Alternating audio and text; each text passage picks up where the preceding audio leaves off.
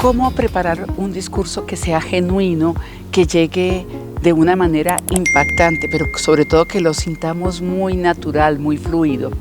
La pregunta inicial marca la diferencia. Normalmente nos preguntamos qué voy a decir cuando tengo un desafío comunicativo importante, y esa pregunta puede ser muy traicionera porque me limita a centrarme en los conceptos y excluye el impacto que voy a ocasionar en otros al excluir al otro. Por eso les sugiero una pregunta que se hacen los actores, y es: ¿qué quiero provocar en el público? ¿Qué quiero provocar en el público o qué quiero provocar en ese interlocutor? Y a partir de esa pregunta surgen 3 preguntas adicionales. La primera de ellas es, por supuesto, ¿quién es la audiencia o interlocutor? La segunda pregunta que surge es, para esta audiencia, ¿qué es pertinente, qué es conveniente y qué será suficiente? Para que no me pase que, ¿por qué no dije esto? Se me olvidó lo más importante, o ¿por qué hablé de más? Le dije cosas que a ese público no le interesaban o a ese interlocutor. Pero cuando me planteo qué quiero provocar en ese público o interlocutor, y eso me lleva a preguntarme quién es el público o interlocutor, enseguida me lleva a amasar el discurso con la sazón que necesita ese público o interlocutor. Los ejemplos, los soportes, los conceptos serán para ese público, porque para otro público es el mismo discurso, pero con otros ejemplos, otros soportes, otros conceptos.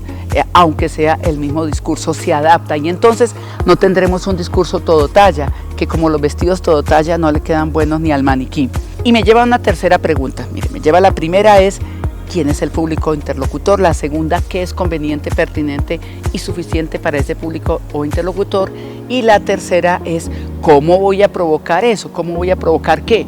Que adquieran un producto, que consulten más con lo que nosotros hacemos, que me den una promoción, que nuestro equipo pueda posicionar una iniciativa que han tenido.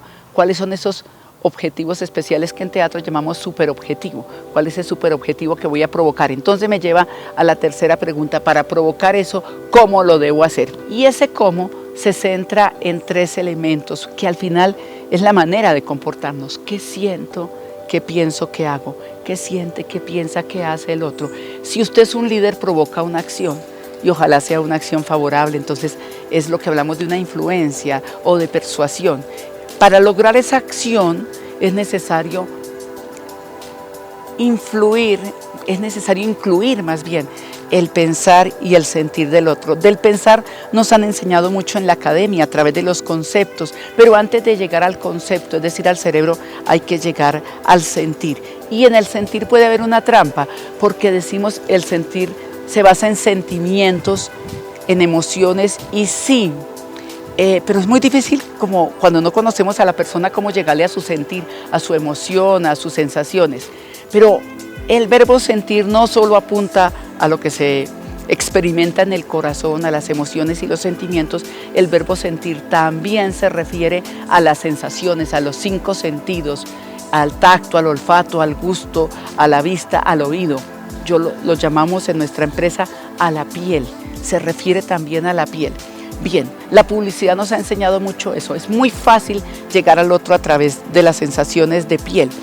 Por ejemplo, miren, recuerdo mucho un comercial que se hizo en una entidad privada aquí para invitar a las mujeres a que denunciaran el abuso sexual, a que se atrevieran a denunciar el abuso sexual.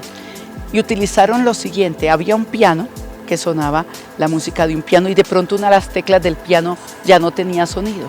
Y la locutora decía: si alguien ha apagado la música de tu vida por un maltrato, por un abuso sexual, tú puedes restaurar esa música. Comunícate con nosotros, estamos dispuestos a escucharte, en nosotros encontrarás un abrazo. Bien, mire que era pura piel, ven.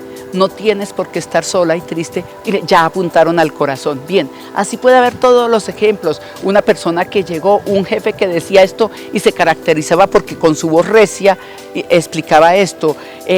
aquel sitio donde el sonido ensordecedor casi no nos dejaba trabajar y el ambiente ha cambiado y ahora estamos con mucho mejor servicio al cliente. Mire que ahí hay historias, sensaciones, no siempre tengo que hacer una pequeña historia y es muy importante, lo llamamos micro storytelling, pequeñas historias que nos lleven al concepto, pero a veces no necesitamos la historia, sino esa sensación específica de piel y por allí podemos también entrar a la emoción y fijar un concepto. La emoción, la piel fijan el concepto y cuando el concepto se fija podemos llevar a la acción diciendo a la persona reflexione sobre esto y adquiera esto, incluya esto, la próxima vez que haga esto tenga en cuenta que el formato se llenará así, pero previamente tiene que haber hecho esto en la página web, por ejemplo. Usted va a encontrar que la página web tiene estos colores y allí en el color amarillo usted hace el clic. Mire, estamos dando sensaciones y para la persona va a ser muy fácil fijar el concepto. De eso se trata un discurso con piel, es decir, sensaciones, con corazón, es decir, emociones, sentimientos, y con cerebro, es decir, con conceptos. Ese es un discurso total y ese sí es un discurso cómodo, influyente y memorable.